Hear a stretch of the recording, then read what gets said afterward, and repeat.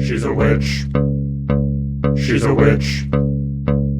A little toad follows her around, therefore she's a witch. In the 17th century, the presence of a small animal could be used as evidence that someone made a covenant with the devil, but it turns out that was true. In Pathfinder, witches are real, a negotiator who made a deal with some magical creature or power to gain magic abilities. Their key attribute is intelligence, and their magic tradition depends on the creature they made a deal with. You can identify a witch by the presence of their familiar. So cute. But wait, witches aren't the only class with familiars. Thaumaturges, druids, magi, and sorcerers also get familiars through class feats, and literally any class can get a pet with the general feat pet. So what is the point of a witch? When a character gets an animal companion, they can choose from a preset but ever-expanding list of animal companion options that each have their own stats and abilities. Pets and familiars are not the same as animal companions. They're tiny, they can't make strikes, and they all have the exact same statistics. Every pet is just a generic blob. Their level, AC, and saves are the same as yours, and their perception, acrobatics, and stealth are just 3+ level. The only thing that separates two pets from each other are their pet abilities, which you can choose two from this list. It's these pet abilities that are the currency you use to pay for specific animals. Owls can naturally fly and have dark vision, so if you wanted a pet owl, you'd need to use your pet abilities to pay for flyer and dark vision. If you wanted a toad, you'd have to use one ability to get amphibious, and then I guess you could pick some other random one from this list, like tough. It's up to you and your GM to decide which abilities an animal has that you would need to pay in order to get it. A familiar is the same as a pet, except it's a little smarter and magical. Its perception, acrobatics, and stealth are your spellcasting modifier, plus your level, and instead of 2 pet abilities, you can now get 2 familiar abilities, which they can choose from a much larger list, but also swap them out every single day. Now, if the familiar you've chosen has certain innate abilities, like an owl's flight, you still must take it. However, the larger list of familiar abilities expands your options, such as a dragon or a fungus. You might find a specific familiar in one of your Pathfinder rulebooks. These specific familiars already come with all the familiar abilities you need to have one, and tell you explicitly how many familiar abilities you need to spend in order to get one. But a witch's familiar is not just a pet or a companion, it's an ambassador for whatever strange power they contracted their magic from. A witch's familiar starts with 3 familiar abilities and gets a 4th completely unique familiar ability depending on the creature or power the witch has contracted. That 4th ability is particularly good because it usually activates when you use a hex spell. Hex spells are focus spells, and one of the powers the witch gets by signing a deal with this creature. This creature, by the way, is called the witch's patron. The witch signs a deal with their patron and in exchange gets several powers. The familiar, who gets 3 familiar abilities and a special familiar ability that depends on your patron. Your familiar is also what gives you your spellcasting ability. Witches are prepared spellcasters like wizards who need to prepare their spells out of a limited supply of spells written in a spell book. However, witches don't have a spell book. Instead, their patron will supply their familiar with the knowledge of certain spells based on their patron's magic tradition, and a witch prepares their daily spells from their familiar. So by supplying the witch with the familiar, the patron is also giving them the power of spell casting from that tradition. A patron will also train you in the skill relevant to that magic tradition. For the most part, this familiar is how the patron supplies the witch with power. But once per round, the witch can also call up their patron directly and channel some of their power, and these are hex spells. You get hex spells through lessons. Lessons are just a hex spell and a regular spell bundled together with some evil fortune cookie wisdom. Your first lesson comes at level 1 and gives a hex cantrip, which don't even cost focus points. So once every round, you can cast a hex cantrip at no cost, which then also activates your familiar's special 4th ability. Many of these powers change depending on who or what your patron is. It could be a weird tentacle beast or a dragon, a hag, a magic sword, a leftover spell, a haunted book, a devil, a version of you from the future, or anything you want or something you don't even fully understand. The mechanical effects of your patron, like the magic tradition, depend on the theme that they embody, rather than what creature your patron actually is. So your weird tentacle beast patron could potentially have any patron theme. Faith's Flamekeeper is a patron who saved you by stoking your willpower. They'll give you a familiar that's warm and comforts you like a therapy dog. Their initial lesson is that faith is the most powerful force to capture hearts. Your familiar learns command and you gain the Stoke the Heart Hex cantrip. When you cast or sustain a hex, your familiar grants temporary hit points to an ally. Silence and Snow is a patron that embodies the cold. They'll give you a familiar that's always always cold and has access to the primal magic tradition. The initial lesson is that winter sucks. Your familiar learns Gust of Wind and you get the hex cantrip Clinging Ice. Your familiar's ability causes the area around them to freeze when you cast or sustain a hex spell. Spinner of Threads is a patron that embodies time, memories, and fate. They'll give you a familiar with a good luck charm and a bad luck charm, and access to the occult spell list. Your patron will teach you that everybody has a fate. Your familiar learns Sure Strike, and you get the Nudge Fate hex cantrip. Your familiar's ability grants a +1 or -1 status modifier to AC to any creature of your choosing within 15 feet when you use a hex spell. Starless Shadow is a patron that appears at night or in a dream. They'll give you a dark, shadowy familiar with occult spells, and your patron teaches you to hide in the dark. Your familiar gets the Fear spell, you get the Shroud of Night hex cantrip, and when you cast or sustain a hex spell, your familiar will frighten nearby creatures it's hidden from. The Inscribed one is a patron that communicates through words and runes. They'll give you a familiar covered in strange language with arcane spells. Their initial lesson is that words are more powerful than the swords. Your familiar gains Runic Weapon, and you gain the hex cantrip Discern Secrets. When you cast or sustain a hex, the letters on your familiar start flashing and changing, causing a distraction. The Resentment is a patron that got ousted and has no friends. They'll give you a familiar that hates everyone and grants occult spells. Their lesson is that power can be taken from anyone. Your familiar learns Enfeeble, and you gain the Evil Eye hex cantrip, and your familiar's ability can curse a creature to extend the duration of negative effects by a round. The Wildling Steward is a patron that guards nature. They'll give you a familiar that twitches and looks around constantly and knows primal spells. Their initial lesson is how to talk to plants and animals. Your familiar learns either Summon Animal or Summon Plant or Fungus, and you get the Wildling Word hex cantrip. When you cast or sustain a hex, your familiar gets a super sense like Tremor Sense and can point out as a free action.